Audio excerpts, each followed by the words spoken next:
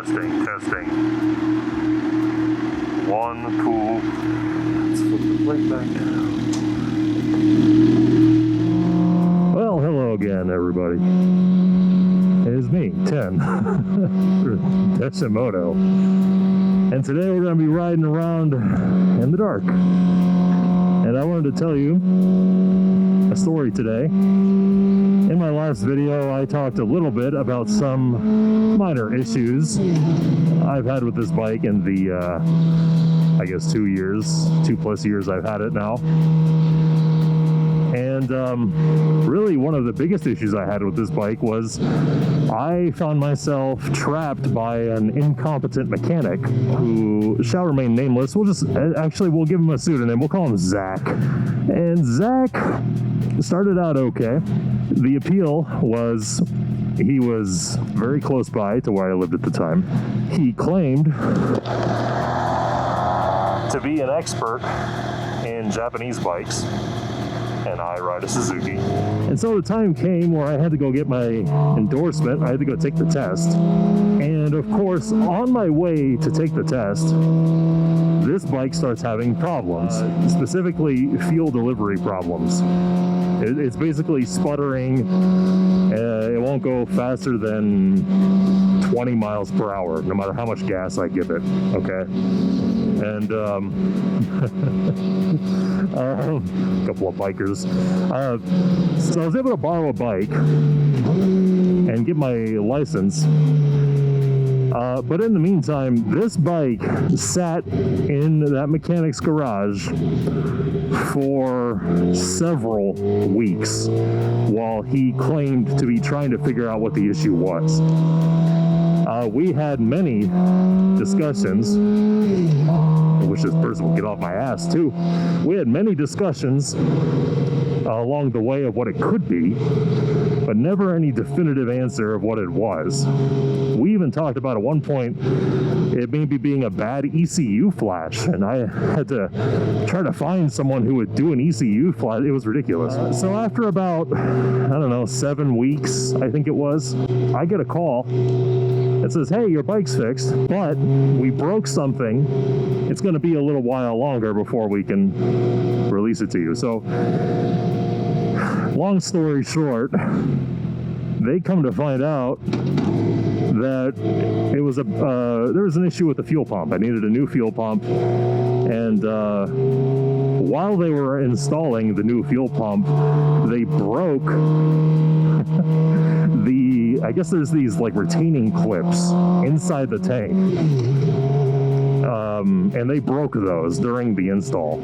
He holds my bike for about 2 months, claiming it's a whole litany of things, not all of them cheap, I might add. And then all of a sudden, it's fixed. It was a fuel pump. And, oh, by the way, we broke something else. So he does the right thing, and he replaces the retaining clips himself. It takes an extra 2 days, I think it was, for me to be able to go get my bike. And I'm just furious. Like, I don't understand how you can run a business without some kind of solid communication. I was calling him, I was asking him, I went over there, they were ducking me, they got rude with me, like it was really, really strange. And I think what actually was going on was they had too much work at the time, and so they were stringing me along until they could work on it. And then they were finally able to work on it. They quickly found out, hey, he needs a new fuel pump. And so that's what they gave me. And then all of a sudden, hey, the bike is ready for you, bro. Now, talking about money, again, they did the right thing, where they did not charge me as much as they technically could have. I only ended up paying $300 for everything. For their labor, for the parts, everything. Now, that's pretty good, considering if they're telling the truth. They put a lot of time into this job. Bro, what are you doing? Driving into oncoming traffic, everybody. It's a Saturday night. Now, at this point, yeah, we're getting on the highway tonight, by the way. Hold on to your socks. So at this point, I get my bike back. Everything is fine. And he's like, well, hey, if you want to do... Oh, pardon me a moment.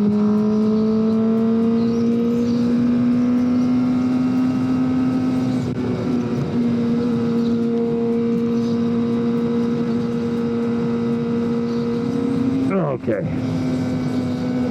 So he says, hey bro, I know you want to do like a full system exhaust, and I know you want to get a new suspension and then this and that. He's like, I'd be happy to do all that for you. And I just said, oh sure bro, okay, I'll let you know.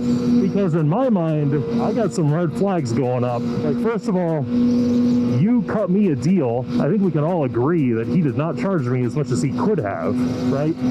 But if I take my bike back there again, then is it going to get really expensive? You know, is he going to nickel and dime me? Is it going to, like, how long is he going to keep my bike this time? Also, that's always a question in the back of my mind. So, I guess the moral of the story tonight, make sure you get yourself a good mechanic.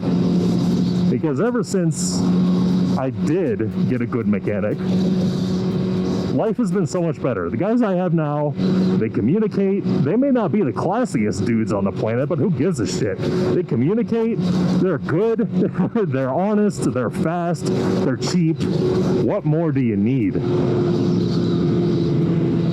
And I told them, I was like, yo, you guys are so much faster than anyone else. And the owner was like, yeah, why would I want your bike sitting in my garage taking up space? He's like, we got shit to do. And I'm just like, bless you. Like, that is how you fucking run a shop. And so and on top of that, I've since moved to the other side of town, and these new guys are really close to me. It's like win, win, win, win. And they're gonna get my business. I got a whole bunch of shit I want to do to this bike still. They're gonna get all that business. This other guy, Zach, he's not getting any more of my business. No way, dude. Sorry. Get yourself a good mechanic, someone you can trust. It's easier said than done, but if you can do it, there's so much less stress. Also, my new guy, oh, where are you going? Oh, that's right, you can turn left on red over here. That's so trippy to me. So that's my story. Don't ever get a dude named Zach to work on your motorcycle or anything else that starts with the letter Z. Oh, and one last thing that kind of pisses me off about this dude. He took pictures of my bike while he had it and put it up on his Instagram. Excuse me, bro. Could you at least fix it before you start, like, milking it for fucking clicks? Anyway, with that being said, make sure you get a thumbs up on that video and sub to me if you're new. We got all kinds of good content coming out. If you're into motorcycles, this is the place to be.